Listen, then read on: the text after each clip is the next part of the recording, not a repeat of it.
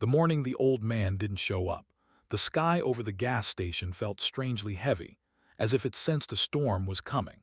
For 5 months, single dad Daniel Hale had pushed open the rusty metal door of the corner station at exactly 6:10 a.m., the same quiet hour he always bought a simple coffee and 2 sandwich rolls before his long shift. And for 5 months, he had seen that same frail elderly man struggling across the parking lot with a cane that bent like it had survived too many winters. But today, the old man's usual seat by the cracked window booth sat empty, and the absence felt like a warning. Daniel stood there frozen, a cup of steaming coffee in his hand, staring at the chair the old man always used, until the glass door suddenly rattled under the force of 4 large men in black suits entering with a cold authority he'd only seen in movies. Behind them walked a sharply dressed attorney holding a leather folder, and behind the attorney came the old man.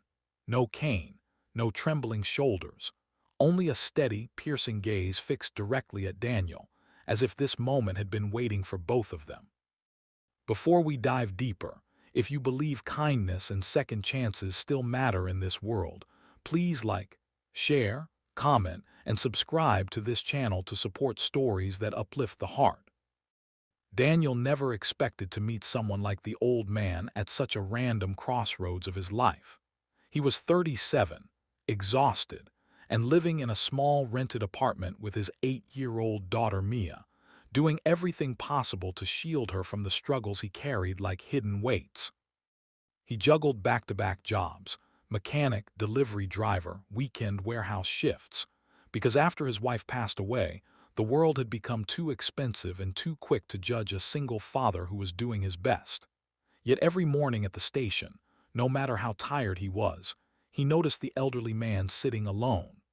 The old man rarely spoke, barely lifted his head, and always looked like loneliness held him tighter than any winter chill.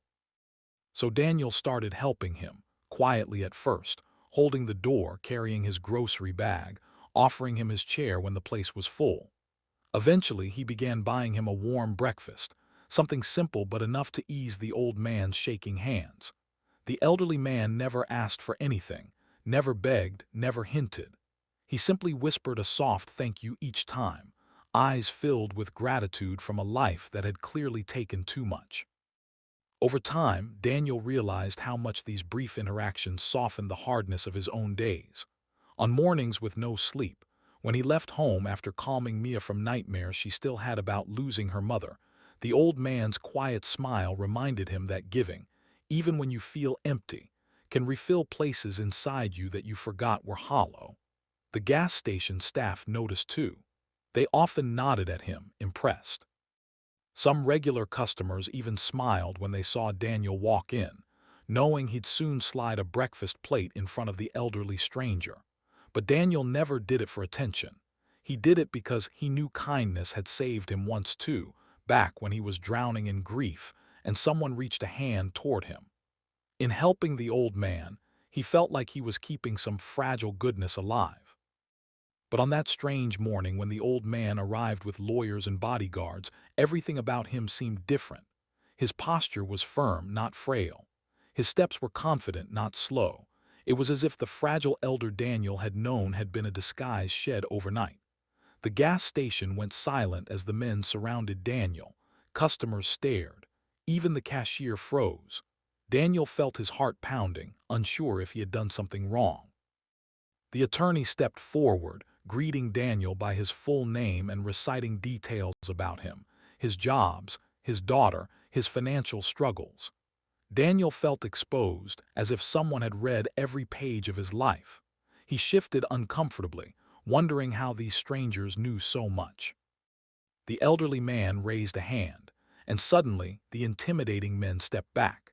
His face softened into the familiar expression Daniel knew, the one worn by hardship and solitude.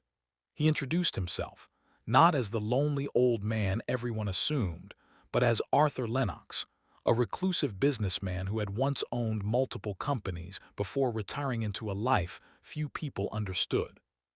He explained that he had been sitting at that gas station every morning not because he was poor or abandoned, but because after losing his wife and son, he could no longer bear the emptiness of his wealthy home. He went there seeking human connection, hoping that one day someone might notice him, not for his money, not for his name, but simply because they cared. Arthur confessed that he had watched hundreds of people walk past him without a glance, treat him like a prop in the background of their routine, until the day Daniel walked in and offered him a warm meal without expecting anything in return. That small act had cracked open something in Arthur's heart, reminding him that compassion still existed even in a world that seemed to have forgotten it. And when Daniel continued helping him, every single morning, without fail, Arthur had begun to see him as more than a kind stranger. He saw him as the kind of man his own son might have grown into, had life not taken him too soon. Daniel was stunned, overwhelmed, unsure what any of this meant. He didn't want recognition, didn't want attention, and certainly didn't want a scene. He only wanted to help someone who looked like they needed it. But Arthur wasn't finished. With the attorney's help, he opened the leather folder, revealing documents that made Daniel's knees weaken. It wasn't just a thank you letter or a card. Arthur had arranged to transfer ownership of a fully renovated family home to Daniel, a home big enough for Mia to have her own room, a yard where she could play,